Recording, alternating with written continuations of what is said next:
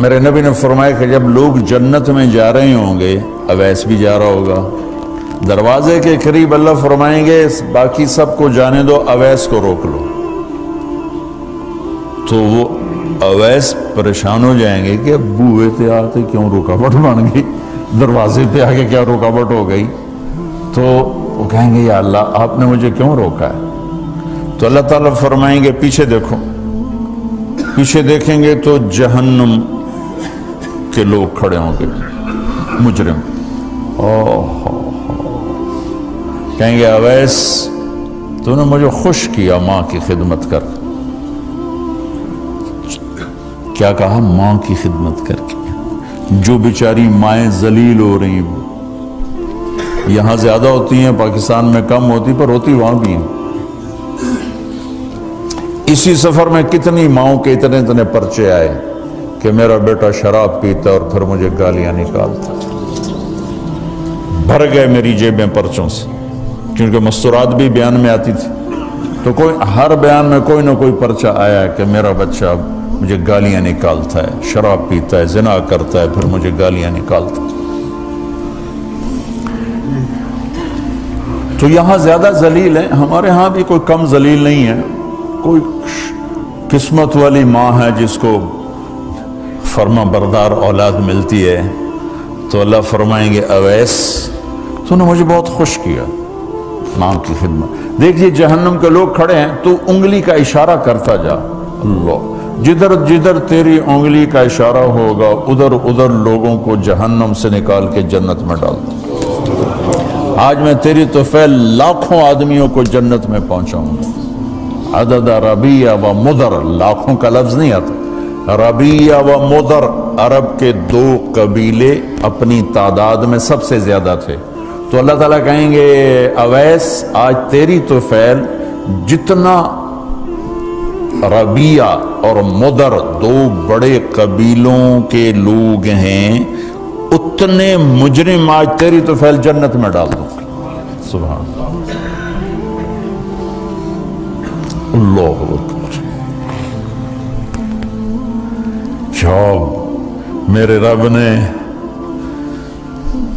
مقام بخشا کہ عمر اور علی سے کہا جا رہا ہے دعا کروانا، اور جنت کے دروازے پر کھڑا کر کے فرمایا جا رہا ہے پیچھے نظر دوڑا، دیکھ جتنے جہنم کے لوگ کھڑے ہیں، اشارہ کر تیرے طفیل آج ربیہ اور مضر کی تعداد کے برابر لوگوں کو جنت میں ڈالوں۔ ایک اور واقعہ بھی سناتا ہوں۔ آپ نے فرمایا میں آج رات جنت میں گیا۔ ایک تو معراج ہے جو جاگتے ہوئے، خواب میں تو بہت دفعہ ہوا، آج رات میں جنت میں گیا۔ میں نے آواز سنی قرآن کی تلاوت۔ میں نے پوچھا یہ کون تلاوت کر رہا ہے؟ ان کا جی یہ حارثہ بن نعمان ہے۔ تو آپ نے کہا حارثہ بن نعمان، وہ تو مدینے بیٹھا ہے۔ دیکھو آپ کو سنانے کے لیے مائک لگا ہوا ہے اوپر، تھوڑے سے لوگ آپ، اور حارثہ کی آواز جنت میں جا رہی ہے اور وہ مدینے بیٹھے ہوئے ہیں، 7 آسمان پار کر کے آواز جا رہی ہے۔ وہ کیسے پوری جنت میں اس کی آواز کیوں آ رہی ہے؟ کہ یا رسول اللہ انہوں نے ماں کی ایسی خدمت کی ہے کہ اللہ تعالیٰ نے خوش ہو کر کہا ہے حارثہ جب قرآن پڑھے ساری جنت کو سناؤ، ساری جنت کو سناؤ۔ اچھا کیسی خدمت کرتے تھے؟ ماں کی کیسی خدمت کرتے تھے؟ ان کے کپڑے بیوی سے نہیں دھلاتے تھے، خود دھوتے تھے۔ ہم لوگ اپنی بیویوں پہ ڈنڈا چڑھا کے کھڑے ہوتے، میری ماں دے کپڑے دو، میری ماں دی روٹی پکا، میری ماں نو چاہ بنا کے دے۔ آپ کی بیوی کی ذمہ آپ کی ماں کی خدمت نہیں ہے، میرے ذمہ میری ماں کی خدمت، میری بیوی کے ذمہ میرے باپ کی خدمت نہیں ہے، میری ماں کی خدمت نہیں ہے، میری بہن بھائیوں کی خدمت نہیں ہے۔ لیکن یہ بر صغیر کے معاشرے کا ظلم ہے کہ آنے والی بچی ٹکڑے ٹکڑے ہو جاتی، پس کے رہ جاتی، اور ایک ظلم و ستم کی چکی میں وہ قیمہ بن جاتا۔ ساس کا ظلم، سسر کا ظلم، خامد کی بہنوں کا ظلم، بھائیوں کا ظلم، تانے بولیاں، اس بیچاری نے بچے کیا پالنے ہیں، وہ تو روتے روتے زندگی گزار دیتی۔ میرے ذمہ ہے ماں کی خدمت، میری بیوی کے ذمہ نہیں ہے۔ پوچھو مفتیوں سے، ماں کے لیے کیا کرتے تھے؟ سالن خود بناتے تھے، آٹا گوندتے تھے، روٹی پکاتے تھے، پھر تھالی میں پلیٹ میں رکھ کر ماں کو سامنے بٹھا کر خود کھلاتے تھے، کھلاتے بھی خود، اور ماں کو تیل لگاتے، کنگھی کرتے، جوئیں نکالتے۔ اور کبھی اماں کوئی کام کہہ دیتی اور سمجھ میں نہیں آیا تو یہ نہیں کہتے تھے ماں جی کیا جائے، اپنی بیوی کو باہر بلا کر کہتے ماں جی نے کیا کہا ہے مجھے سمجھ میں نہیں آیا۔ ایک دفعہ موسیٰ علیہ السلام نے پوچھا یا اللہ میرا جنت کا ساتھی کون ہے؟ تو موسیٰ علیہ السلام نے فرمایا فلاں قصائی تیرا جنت کا ساتھی۔ تو موسیٰ علیہ السلام تھوڑا سوچ میں پڑ گئے کہ قصائی تے موسیٰ دا جوڑ کی میں بہ گئے، فلاں مجاہد، فلاں عالم، فلاں ولی اللہ وہ تیرا جنت کا ساتھی، قصائی تیرا ساتھی۔ تو موسیٰ علیہ السلام نے پتہ پوچھا اور پہنچ گئے۔ تو وہ گوشت کی دکانوں میں ایک دکان اس کے بھی تھے، ہوئے بٹھا چوکڑی مار کے تھا اپنا بیچی جاندہ تھے، ٹکی جاندہ ہے۔ کوئی موسیٰ علیہ السلام کو اسپیشل چیز نظر نہیں آئی۔ جب شام کو وہ چلنے لگا، جب وہ اس کا گوشت ختم ہو گیا تو اس نے ایک ٹوٹا تھیلے میں ڈالا اور چل پڑا، موسیٰ علیہ السلام بھی ساتھ چل پڑے۔ وہ گھر پہنچا تو موسیٰ علیہ السلام نے کہا میں آ جاؤں؟ کہا جی آ جاؤ۔ اس نے وہاں جا کے کیا کیا، بوٹیاں بنا کے ہانڈی چڑھا تھی، پھر آٹا نکال کے گوندھا، اس کو نرم ہونے رکھ دیا، سالن تیار کیا، پھر روٹی تیار کی، ٹرے میں رکھا۔ ایک عورت اس طرح پڑی تھی، اس کو جا کے ہلایا، ماں جی، آنکھ کھولی، ایک ہاتھ سے اٹھایا سہارا دیا، دوسرے ہاتھ سے نوالے بنا کے کھلاتا رہا۔ تو اس نے یوں سر ہلایا کہ مطلب میری بس، تو اس کا منہ صاف کیا اور اس کو سہارا دے کے لٹانے لگا تو کچھ بڑبڑائی۔ موسیٰ علیہ السلام ذرا فاصلے پر تھے، سن نہیں سکے کیا کہا۔ موسیٰ علیہ السلام نے فرمایا میرے بھائی یہ کون ہے؟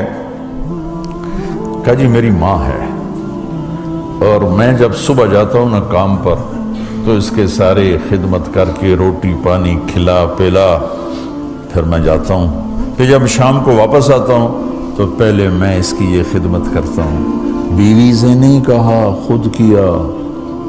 ہم اپنی بیویوں کو کتنا ذلیل کرتے ہیں، اور 99% جو ساس ہے وہ نیگیٹو ہے اور ظالم ہے۔ 99% ساس نیگیٹو ہے اور ظالم ہے، اور ہمارے بچوں کو ہوش نہیں کہ میری ماں ہے، میری ماں ہے۔ ماں کی وجہ سے بیوی کو تباہ نہ کرو، اور بیوی کی وجہ سے ماں کو تباہ نہ کرو، اس میں بیلنس کرو۔ بیوی کے عشق میں ماں باپ ذلیل نہ ہو، اور ماں باپ کے عدم میں بیوی ذلیل نہ ہو۔ یہ دونوں نوحے میں سن رہا ہوں، اس لیے بول رہا ہوں، دکھ سے بول رہا ہوں۔ کہا جی میں شام کو پھر اس کی خدمت کرتا ہوں، اب بچوں کو بعد میں دیکھتا ہوں۔ کہا اچھا یہ بتا یہ کیا کہہ رہی تھی؟ لٹا رہے تھے۔ کہنے لگا جی بس ماں جو ہوئی جب بھی خدمت کرتا ہوں تو کہتی اللہ تجھے جنت میں موسیٰ کا ساتھی بنائے۔ میں تو جی کمی کسائی تے موسیٰ کلیم میرا دا کی جوڑ ہے۔ میں کہا پترا تیرا جوڑ بنا چھڑے تیری ماں۔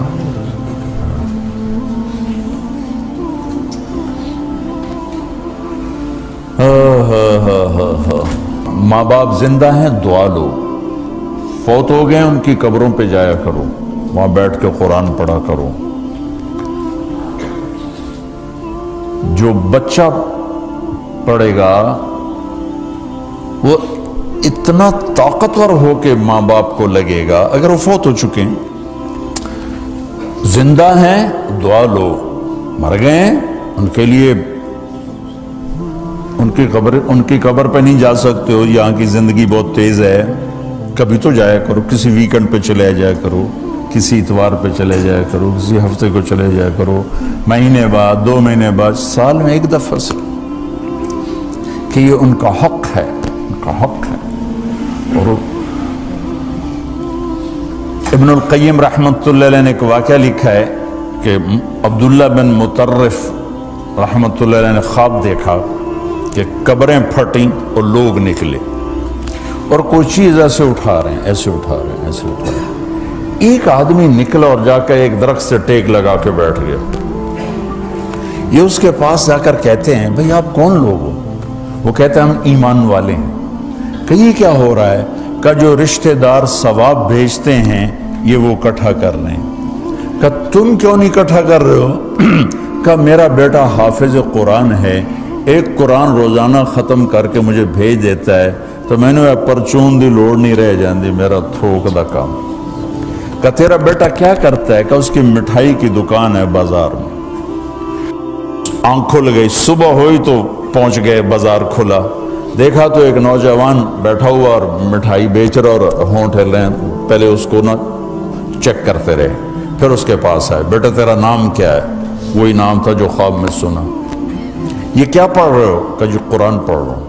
کتنا پڑھتے ہو؟ ایک ختم روزانہ پڑھتے ہو۔